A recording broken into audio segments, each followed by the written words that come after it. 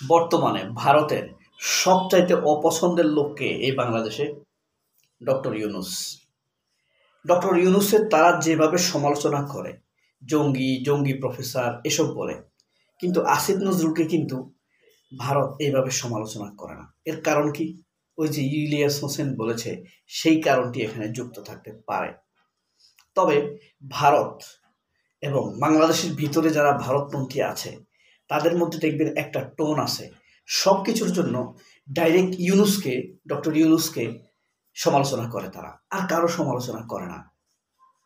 ভারতও ডক্টর ইউনুসকে গালাগালি করে, বাংলাদেশের সাংবাদিক খালেদ মহিউদ্দিন দেখবেন তার নোবেল পুরস্কার নিয়েও গালাগালি করে। আসিফ নজরুলও একইভাবে।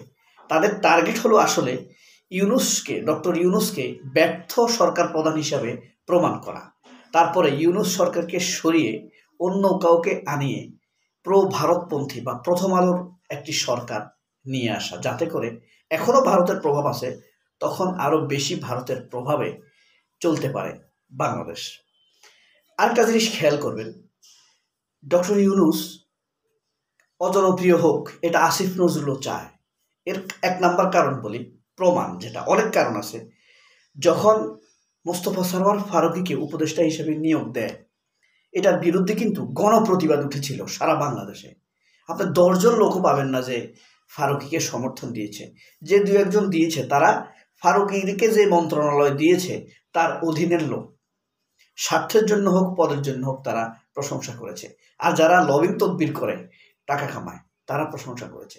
কিন্তু বাংলাদেশের 90% লোক, অন্তত সামাজিক যোগাযোগ মাধ্যম দেখে মনে হয়েছে, ফারুকীকে কোনোভাবেই তারা মেনে নেয়নি। কিন্তু আসিফ নজরুল পাত্তা দেয়নি, খেয়াল করেছেন? অর্থাৎ মানুষকে আসিফ নজরুল পাত্তা দিচ্ছে না। তাহলে সরকারের সাথে মানুষের দূরত্ব তৈরি হবে, সরকারকে মানুষ অপছন্দ করবে। আর সরকার প্রধান হলেন ইউনুস, এতে করে ইউনুস মানুষের মন থেকে দূরে সরে যাবে।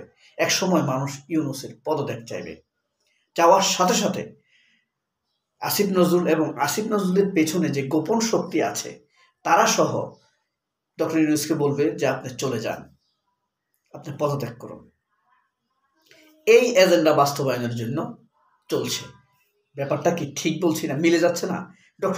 এই যে আসিফ নজরুল কোনোভাবেই মানুষকে পাত্তা দিচ্ছেন না, মানুষের দাবির কথা শুনছেন না তিনি। যদি শুনতেন তাহলে ফারুকীর ব্যাপারটা কিন্তু গণনার মধ্যে নিতেন। বুঝতে পেরেছেন? অর্থাৎ আসিফ নজরুলের পিছনে একটি শক্তিশালী গোপন শক্তি আছে, যে কারণে মানুষের দাবির প্রতি সমর্থন বা নির্ভর না করে তিনি নির্ভর করছেন ওই গোপন শক্তির প্রতি। সেটা হতে পারে ইন্ডিয়ান শক্তি, হতে পারে সেনাবাহিনী, হতে পারে প্রথম আলোর চক্র, অথবা সবাই। এরপরে দেখেন বাংলাদেশে যে আয়নাঘর হয়েছে, গুম খুন হয়েছে, হত্যা হয়েছে, এরপরে এই যে ছাত্র হত্যা হয়েছে হাজার হাজার, এগুলা নিয়ে আন্তর্জাতিক মিডিয়াতে নিউজ কই? বাংলাদেশের যে ডক্টর ইউনুসের প্রেস সেক্রেটারি আছে শফিকুল আলম, তিনি কিন্তু ইচ্ছাকৃতভাবে ব্যর্থ, নাকি তিনিও চাইছেন আসিফ নজরুলের সাথে যেন ডক্টর ইউনুস ব্যর্থ সরকারের প্রধান হিসাবে বিশ্ব এবং বাংলাদেশের কাছে পরিগণিত হন, ডক্টর ইউনুস তার সম্মান হারান? এই শফিকুল আলমও তাই চাইছে, কারণ সে এত বড় সাংবাদিক দাবি করে। সারা ওয়ার্ল্ডে যে অপপ্রচার হচ্ছে সেগুলো নিয়ে কোনো প্রতিবাদ তো নাই। এমনকি বাংলাদেশের উপরে যে হাসিনা যে স্ট্রিম রোলার চালিয়েছে, অত্যাচার নির্যাতন চালিয়েছে, যে আয়নাঘর হয়েছে, গুম খুন হয়েছে, হাজার হাজার স্টুডেন্টকে হত্যা করেছে, 20-30 হাজার মানুষকে, ছাত্র জনতাকে আহত করেছে, এইসব ব্যাপারে New York Times, Washington Post, Al Jazeera এইসবের নিউজ কোথায়? অর্থাৎ প্রেস সেক্রেটারি সঠিকভাবে কাজ করছে না। আসিফ নজরুলের ইশারায় এটি হয়ে থাকতে পারে। এরপরে দেখেন মিডিয়ার syndicate, media fascism, cultural fascism, এরপরে আরও আসবে এই গ্রুপ কালচারাল লোকেরা যে মানুষেরকে হত্যার জন্য যেভাবে নির্দেশ দিয়েছে ফ্যাসিবাদের পক্ষে, তাদের ব্যাপারে নিউজ কোথায়? এখন তাদের ব্যাপারে যদি নিউজ না হয়, তাদের যদি বিচার না হয়, তাহলে তারাই অ্যাকশন দাবি করবে সাংবাদিক নির্যাতন হচ্ছে, তারপরে শিল্পীদের নির্যাতন হচ্ছে, সংস্কৃতির উপরে নির্যাতন হচ্ছে, তা অলরেডি বলা শুরু করে দিছে। এটাই হলো শফিকুল আলমের ষড়যন্ত্র। এইসব ব্যাপারে সে নিউজ করে নাই। এই শ্যামলচন্দ্র দত্তের মধ্যে একজন দলীয় কর্মী অ্যারেস্ট হওয়ার পর খালেদ মহিউদ্দিন বলছে সাংবাদিকদের উপরে নির্যাতন হচ্ছে। যদি এটা ইন্টারন্যাশনাল নিউজ হতো তাহলে কি এটা বলার সাহস পেত খালেদ মহিউদ্দিন? শফিকুল আলম, খালেদ মহিউদ্দিনটা একই, আসিফ নজরুলরা। তারা চক্রান্ত করে এই কাজটি করছে। যে নিউজগুলো প্রথম আলোতে বাংলাদেশে ছাপা সম্ভব না, সেই নিউজগুলো প্রথম আলো লিখে দেয়, আনন্দবাজার ছাপে। ওই যে ময়ূখ রঞ্জন ঘোষ তার টেলিভিশন চ্যানেলে প্রচার করে। এরা সবাই ইচ্ছা করে, 71 সালেও এরকম হয়েছে। এই ময়ূখ রঞ্জন ঘোষের মতো সাংবাদিকরা এই যে মুক্তিযুদ্ধে হত্যা, বুদ্ধিজীবী হত্যা নিয়ে একতরফা নিউজ করতো। এই কারণে আমরা এসব বুদ্ধিজীবী হত্যা এগুলো বিশ্বাস করি না। কারণ তখন কি ময়ূখ রঞ্জন ছিল না? তখন কি প্রথম আলো ছিল না? প্রথম আলোর মতো ছিল। এরপর দেখেন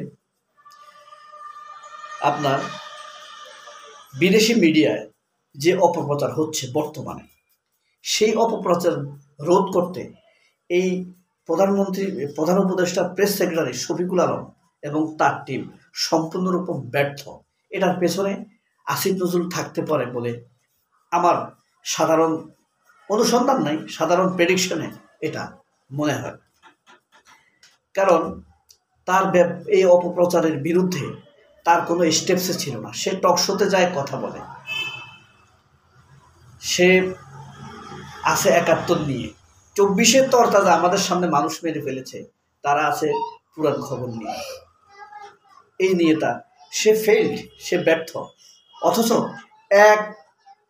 একজন মুশফিক ফজল আনসারী বাংলাদেশের 36টা টেলিভিশন চ্যানেল ভারতের অপপ্রচার একাই রুখে দিয়েছেন।